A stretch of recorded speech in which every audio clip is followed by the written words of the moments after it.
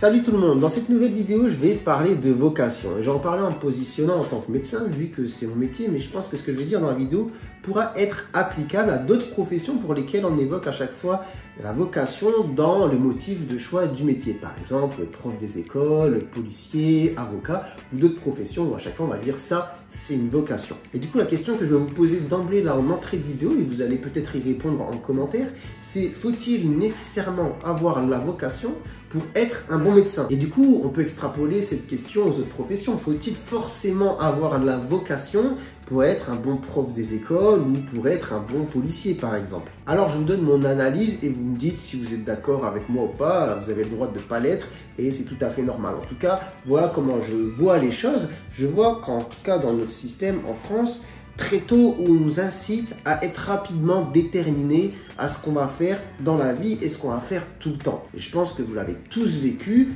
enfants, adolescents, que ce soit à l'école ou en dehors de l'école, on vous dit tout le temps, est-ce que tu sais ce que tu vas faire plus tard? Et quand on se positionne en tant qu'adulte avec du recul, en réfléchissant à cette question posée à un enfant ou un adolescent, un jeune de 16, 17, 18, même 19 ans, on se dit que franchement, c'est une question à laquelle il est difficile de répondre pour la majorité des gens. Et là, c'est mon avis, je considère que c'est normal que jusque 20 ans et même après, on n'ait pas forcément une idée fixe et bien déterminée de ce qu'on a envie de faire après.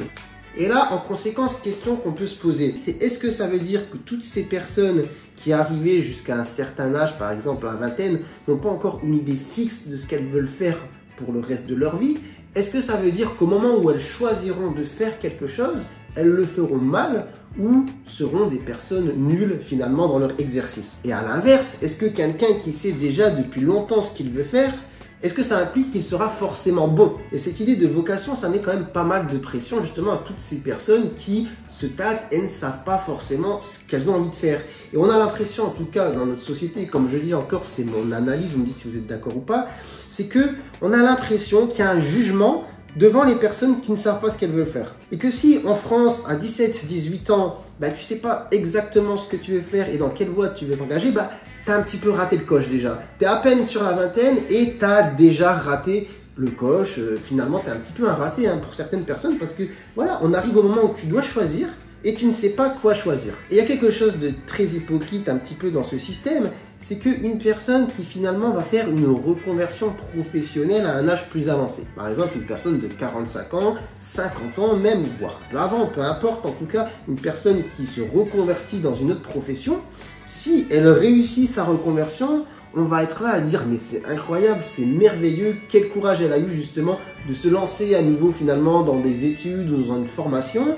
Et une fois qu'elle a terminé, franchement bravo à toi. Et ça c'est un exemple, regarde, cette personne elle a su justement se reconvertir. Alors qu'à l'inverse on est dans une mentalité où on dit que très tôt il faut savoir ce qu'il faut faire. Et justement, par rapport à la personne qui se reconvertit plus tard dans sa vie, est-ce qu'on se pose la question de savoir si justement elle sera bonne ou pas dans son exercice alors qu'elle a choisi de faire ce qu'elle veut faire à 40 ans et pas à l'âge de 5 ans? Finalement, non. Et du coup, pourquoi, dans l'esprit de beaucoup de monde, il y a certaines professions, par exemple comme le métier de médecin, où si c'est pas une vocation finalement de l'enfance, eh bien forcément on sera quelqu'un de mauvais dans ce qu'on fait. Donc si je prends l'exemple de la médecine, du coup exemple que je connais bien, eh bien à l'entrée en école de médecine, il y a différents profils. Donc il y a ceux qui savent qu'ils veulent faire ça depuis longtemps, et du coup finalement c'est un petit peu une évidence à la fin des études, en tout cas du lycée, on se pose pas trop la question, on s'inscrit dans le cursus. Et à côté de ça, il y a des personnes qui n'ont pas ce qu'on appelle la vocation, mais qui, arrivés à ce stade où on leur demande de choisir, se posent des questions, réfléchissent, font un petit peu la balance pour, contre, voient un petit peu leurs compétences, analysent un petit peu justement ce qui est possible pour eux de faire et font un choix finalement réfléchi en fonction de différents critères. Et du coup, exposé comme ça maintenant, est-ce que ça ne résonne pas dans votre esprit de vous dire que peut-être c'est une façon plus juste de choisir? Plus juste de choisir finalement un métier en fonction de ses compétences, des attraits qu'on peut avoir, etc. pour la profession et de sa capacité à la faire, que finalement quelqu'un qui va dedans, qui fonce la tête droit dans le mur sans savoir s'il est fait pour ça ou pas finalement. C'est une question qu'on peut se poser. Est-ce que c'est pas plus réfléchi de faire des choix de cette manière que finalement de se dire j'ai envie de faire ça tout simplement et je le fais? Est-ce qu'il y a des bonnes ou mauvaises réponses à cette question? Je ne sais pas. Mais en tout cas, ce que ça met en relief, c'est que c'est pas forcément une mauvaise idée d'aller dans un cursus sans forcément avoir la vocation. Et je peux vous dire par expérience que bon nombre de médecins ne sont pas des personnes qui ont fait ça par vocation. Et ce sont des personnes qui se sont retrouvées justement dans le schéma que je vous ai présenté. À un moment donné, il fallait faire un choix. Elles ont analysé un petit peu ce qui serait peut-être le mieux pour elles et se sont lancées dedans. Et finalement, je me suis même rendu compte que ces personnes peuvent peut-être mieux réussir que celles qui ont la vocation. Et d'ailleurs, ça, c'est quelque chose de très critiqué parce que par exemple, si on prend le concours de première année, donc qui a été un petit peu modifié, à chaque fois quand on en parle et qu'on regarde un petit peu ce qui se dit chez les gens, etc., c'est un mauvais concours parce que ça ne donne pas la chance à des personnes qui ont la vocation et au contraire, ça donne la chance à des personnes qui ne l'ont pas. Et bien justement, c'est un premier exemple parce qu'en fait, le cursus est long et difficile. Il n'y a pas que la première année qui est compliquée. Les années suivantes, je peux vous dire qu'elles sont tout aussi, voire plus compliquées par rapport à tout ce qu'elles engendrent. Et bien, quelqu'un qui avait la vocation n'avait pas forcément la capacité de passer ce premier palier, cette première étape.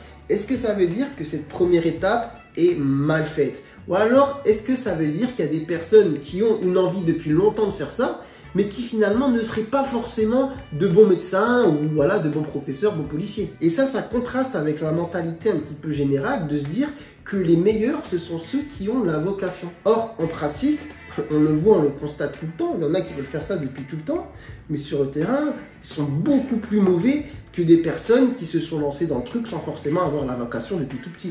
Et ça, c'est une réalité. Et justement, dans le cursus, des fois, on voit des personnes qui n'ont pas forcément la vocation et qui ont l'impression qu'ils réussissent plus facilement aussi parce qu'elles n'ont pas cette pression de se dire si je rate, qu'est-ce que je fais? Et parmi du coup toutes les personnes qui se lancent là-dedans sans forcément avoir une vocation innée, eh bien, on remarque des personnes qui finalement, avec le temps, avec la maturité, avec l'expérience, prennent justement du plaisir à exercer leur métier, sachant qu'en plus, un métier comme la médecine, il y a différentes branches. Il faut un certain nombre d'années pour arriver au stade aussi de spécialisation.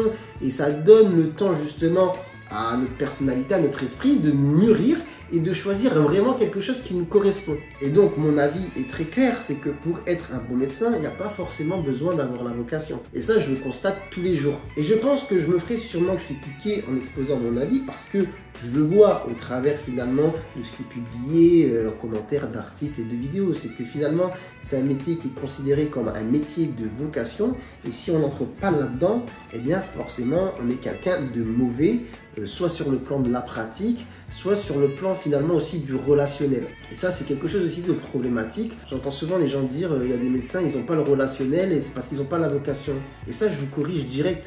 Il y a des personnes qui veulent faire ça depuis très longtemps, mais en fait, ce sont des billes dans la relation justement patient-médecin. Elles ne savent pas s'exprimer, elles ne savent pas communiquer. Et ces personnes, vous leur demandez depuis quand elles veulent faire médecine, elles veulent le faire depuis tout le temps. Et à l'inverse, il y a des personnes qui se lancent, comme je vous ai dit, après le lycée sans forcément trop savoir, et qui sont des personnes très empathiques, qui savent très bien s'exprimer, qui savent entendre les gens et communiquer avec. Et du coup, vocation n'est pas du tout gage de qualité. Mais attention, il faut nuancer ce que je dis. Ça ne veut pas dire que tous ceux qui ont la vocation sont des mauvais médecins, pas du tout. Non, au contraire, il y a justement des personnes qui ont la vocation et qui vont finir de très bons médecins, mais ce n'est pas justement quelque chose d'absolu. Il y a des gens qui veulent faire ça depuis tout le temps et qui sont mauvais finalement. Et à l'inverse, vous l'avez compris, des gens qui sont positionnés à un moment en se disant « je vais faire ça », et finalement, elles se sont rendues compte que ça leur plaisait, elles ont pris de l'expérience, elles ont appris à bien faire le métier et sont devenues de très bons éléments. Ce qui est important pour n'importe quelle profession, là, que ce soit médecin, avocat, professeur, eh bien, c'est juste de pouvoir encaisser le métier et de pouvoir bien le faire. Et il y a des personnes, c'est malheureux à dire, mais c'est une vérité, ce serait être dans un Walt Disney que de dire que c'est pas vrai, il y a des personnes qui ne sont pas faites pour exercer tel ou tel métier.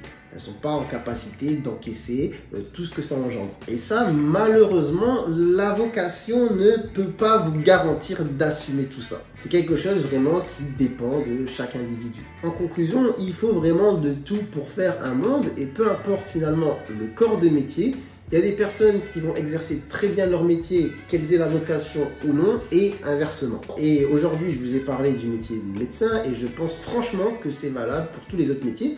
Si c'est le cas, dites-moi en commentaire quel métier vous exercez et est-ce que vous l'avez choisi parce que c'était une vocation ou parce qu'à un moment donné, quand il a fallu choisir, vous vous êtes dit tiens, ça c'est vraiment le truc qui me correspondrait le plus. Et en conséquence, dites-moi aussi en commentaire si vous pensez que finalement c'est mieux de choisir un métier parce qu'on a l'idée de le faire depuis qu'on a l'âge de 6 ans ou finalement si c'est mieux de le choisir en fonction finalement de notre tempérament, de nos compétences, de notre capacité justement à l'encaisser. Enfin bref, j'espère que cette vidéo vous permettra peut-être d'ouvrir certaines pistes de réflexion. Je trouvais que c'était intéressant de la faire sans prétention, mais c'est un sujet quand même assez intéressant. Et si ça vous a plu, n'hésitez pas à la liker et puis à vous abonner aussi à la chaîne. Et sur ce, moi je vous dis à très bientôt pour de nouvelles vidéos. Allez, ciao ciao.